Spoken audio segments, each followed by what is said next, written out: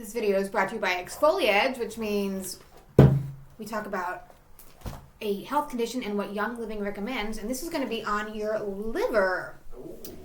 Liver is the largest organ of the body, and it is located in the upper abdomen and helps with digestion, produces cholesterol used to make several hormones and cellular membranes, and it removes waste products and old cells from the blood and metabolizes harmful substances and toxins into harmless chemicals. The oils that Young Living recommends are dill, rosemary, sage, heliochrysum, geranium, says it cleanses and detoxifies the liver. Sage is for liver problems. German chamomile, thyme, acceptance, that's one of our blends, cypress, ginger, fleabane, goldenrod supports liver function, grapefruit, liver disorders, myrrh, congestion of the liver, sage and lavender, wise man, just put that on your crown, and ledum is a powerful detoxifier. Now, I don't have a problem with my liver, so I never used ledum, but I looked it up. It is $95. I thought it was a blend. No, it's $95 of pure, like Labrador bush. It's some sort of healing bush, okay? Now, cirrhosis of the liver is scarring of the liver that occurs in the liver. That's Jennifer from jail. Should we answer it? Yeah. Hello? A federal prison. You will not be charged for this call. This call is from Jennifer Joy. This call will be recorded and subject to monitoring at any time. To accept this call, press 5. You may begin speaking now. Hi, good morning. Hi, I'm making a video. You're actually being recorded on my laptop right now, but I don't have to put it up. But if you have to say anything, you could say it out loud. I'll put it up for you. I don't have anything to say for that. No messages? Not for you. Everybody's still there. They didn't ship books out yet. Alright, double check that you sent out my last messages, and... Oh, yeah, I will do that, because maybe I didn't. Yeah, I will. Yeah, make sure you send out my last messages, because I feel like I should have gotten a reply. But, yeah, so make sure you send out my last messages. If not, send them out, and, anything else new? Not yet. No? Should be soon, though. Should be soon. I should have some good news from, the magistrate and the DA and stuff. Alright. Just checking on you. Okay. I love you. Alright, love you. Bye. Should we keep going? Yes. Okay.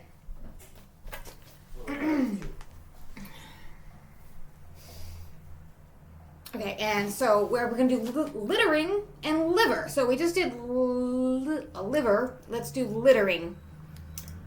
Littering. Scattering rubbish is chapter 6501. Refrigerators and ice boxes are 6502. Posting advertisements on the property of another, 6503. Public nuisances, 6504. And discarding television sets and tubes, 6505.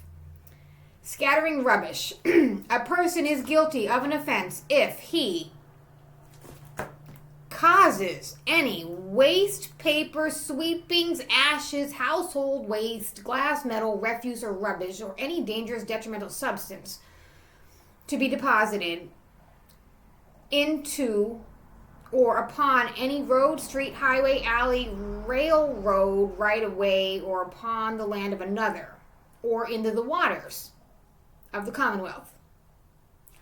2, they are guilty if they interfere with, scatters, or disturbs the contents of any receptacle containing ashes, garbage, household waste, or rubbish.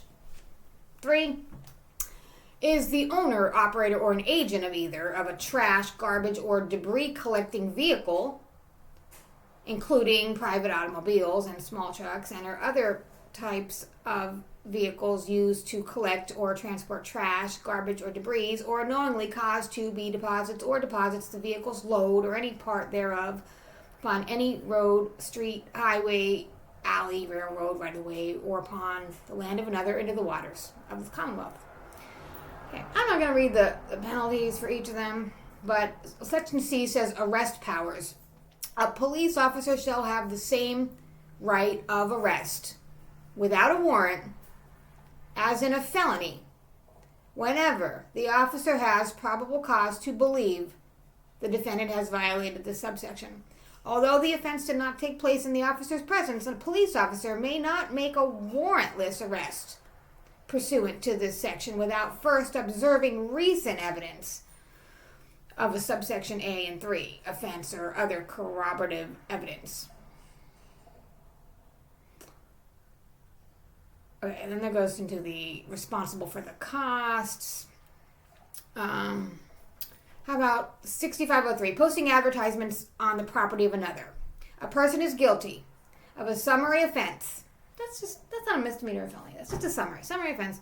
If he pastes, paints, brands, stamps, or in any manner whatsoever places upon, attaches to any building, fence, bridge, gate, outbuilding, or other object upon the grounds of a charitable, educational, or penal institution of the Commonwealth, or upon any property belonging to the Commonwealth, government, or any political subdivision or municipal or local authority, any written, printed, painted, or other advertisement, bill, notice, sign, poster, paste, paints, brands, stamps, or in any manner whatsoever places upon, attaches to any building, fence, bridge, gate, outbuilding, property of another, whether within or without the limits of a highway, any written, printed, painted, or other advertisement, bill, notice, sign, card, or poster without first having obtained written consent of the owner or tenant lawfully in possession or occupancy thereof. Public nuisance, 6504.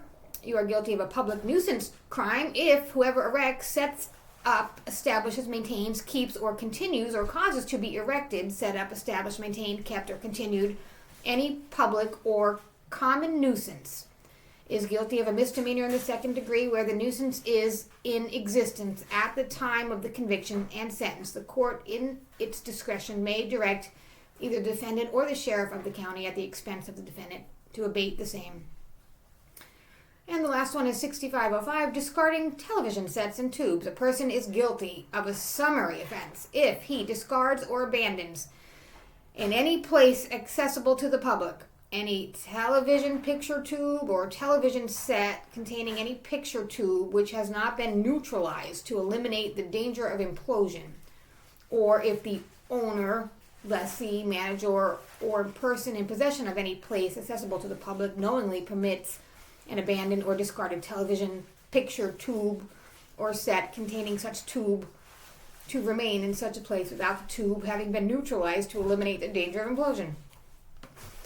Okay, and for the Bible stuff, I'm just going to read a word from God to the governor. Haggai 2, the message. The temple will end up better than it started out. On the 21st day of the 7th month, the word of God came through the prophet Haggai. Tell the governor Zerubbabel, the son of Shealtiel, and high priest Joshua, son of Jehozadak, and all the people. Is there any here who saw the temple the way it used to be, all glorious? And what do you see now? Not much, right? Get to work, Zerubbabel. God is speaking. Get to work, Joshua, son of Jehozadak, high priest. Get to work, all you people. God is speaking. Yes, get to work, for I am with you. The God of the angel armies is speaking. Put into action the words I have covenanted with you when you left Egypt. I'm living and breathing among you right now. Don't be timid. Don't hold back. This is what the God of the angel army said. Before you know it, I will shake up the sky, the earth, the ocean, and the fields. I'll shake down all the godless nations. They'll bring bushels of wealth, and I will fill this temple with splendor. God of the angel army says so. I own the silver. I own the gold. Decree the God of the angel armies. This temple is going to end up better than it started out. A glorious beginning. but an even more glorious finish, a place in which I will hand out wholeness and holiness, decree of God of the angel armies. On the 24th day, on the 9th month, again, this was in the 2nd year of Darius, God's message came to Haggai. God of the angel army speaks. Consult the priests for a ruling. If someone carries a piece of sacred meat in his pocket, meat that is set apart for the sacrifice on the altar, if the pocket touches a loaf of bread, a dish of stew, or a bottle of wine or oil, or any other food, will these foods be made holy by such contact? The priest said, no. Then Haggai said, how about someone who is contaminated by touching a corpse? If that person touches one of these foods, will it become contaminated? The priest said, yes, it will be contaminated. Then Haggai said, so, this people is contaminated. Their nation is contaminated. Everything they do, contaminated. Whatever they do for me, contaminated. God said so. Think back before you set out to lay the first foundation of the stones for the rebuilding of my temple. How did it go with you? Isn't it true that your foot draggeth? Half-hearted efforts at rebuilding the temple of God were reflected in a sluggish, halfway return on your crops. Half the grain you were used to getting, half the wine. I hit you with drought, blight, and hail. Everything you were doing got hit, but didn't seem to faze you. You continued to ignore me, God's decree. Now, think ahead from this date, same date, the 24th day of the 9th month. Think ahead from when the temple rebuilding was launched. Has anything in your fields, vine, fig tree, pomegranate, olive tree, failed to flourish? From now on, you can count on a blessing. God's message came a second time to Haggai on the most memorial day, the 24th day of the 9th month. Speak to Zerubbabel, the governor of Judah. I am about to shake everything, to turn everything upside down and start over from top to bottom, overthrow governments, destroy foreign powers, dismantle the world weapons of armaments, throw armies into confusion so that they end up killing one another. And on that day, this is the message. I will take you, O Zerubbabel, son of Shealtiel, as my personal servant, and I will set you as a signet ring, the sign of my sovereign presence and authority. I looked over the field and chosen you for this work, the message of God of the angel armies.